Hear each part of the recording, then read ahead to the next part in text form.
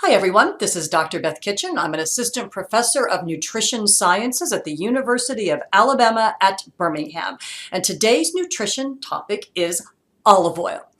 We've all heard that olive oil is good for us, and it's true. There are a lot of good studies that show that a Mediterranean style diet that has a lot of olive oil in it can be pretty healthy for you. Might help to lower your risk of heart disease, diabetes, and there are even some studies that show that it might lower the risk of breast cancer. So let's talk about olive oil. Now, if you're wondering if eating olives is just as good as eating olive oil, and that's a pretty good question to ask, the surprise answer is no, because you can't eat olives raw.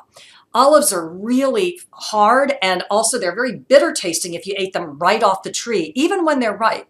And so they have to cure them. So the olives that you get off the shelf, they're cured. They also have to add a lot of salt during that process. And when they do that to remove that bitter flavor, they're removing a lot of those really healthy compounds called polyphenols. These are the naturally occurring phytochemicals that you find in the olives that's so healthy.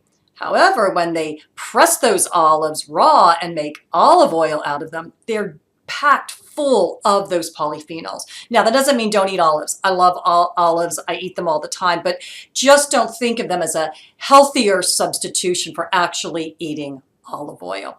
So let's talk about what you should look for in unhealthy olive oil. The first thing you should look for is choosing an extra virgin olive oil. And everybody's heard this before. People call it EVOO or EVU. So you always want to look for an extra virgin olive oil. Now, I buy my olive oil in these big, gigantic tin containers because I eat a lot of olive oil. And you can see here, it says extra virgin olive oil. Now, a lot of people ask me, do I need to look for cold pressed? Well, that's a good olive oil to get. If you're getting the extra virgin olive oil, you know it's already cold pressed. So you don't have to worry about that. So always look for extra virgin olive oil. You will hear particularly chefs and cooks say, well, use the lighter olive oil for cooking. And that can be a good idea because it holds up to heat a little bit better than the extra virgin does. However, it doesn't have as great of a flavor, at least in my opinion, and it doesn't have as many of those healthy polyphenols. So I use extra virgin olive oil even in cooking, and I even make popcorn with it. I just have to tamp down that temperature a little bit. So you can still use the extra virgin olive oil for really all of your olive oil needs. The next thing you want to do is look at the use by date. On my container of olive oil here, it's right here at the top. Olive oil can go bad. It can go rancid, and it can taste really bad, and it also has in it some unhealthy phytochemicals at that point. So look for the longest out use by date as you can. Compare the olive oils on the shelf and you'll be in pretty good shape with that. Now the next tip is to keep the olive oil dark and cool. That keeps it from spoiling, keeps it from going rancid, keeps that nice, healthy, yummy flavor that we like. Now, I already showed you my big container. I eat so much olive oil that it's more economical for me to get it in one of these giant containers.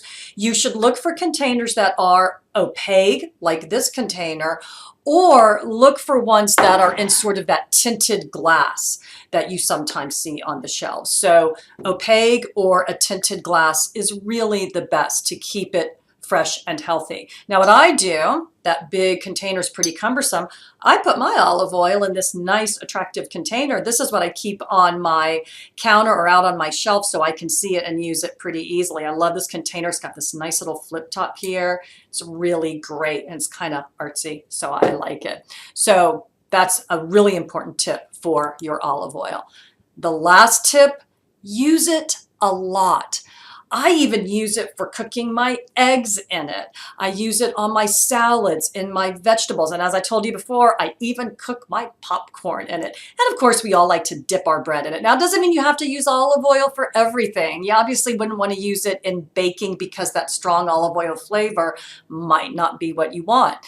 When I make those eggs in my olive oil, sometimes I have toast. I put butter on my toast. So it's not like you have to use it for all of your fat and oil needs, but try to use it in some places that you might not have thought of before.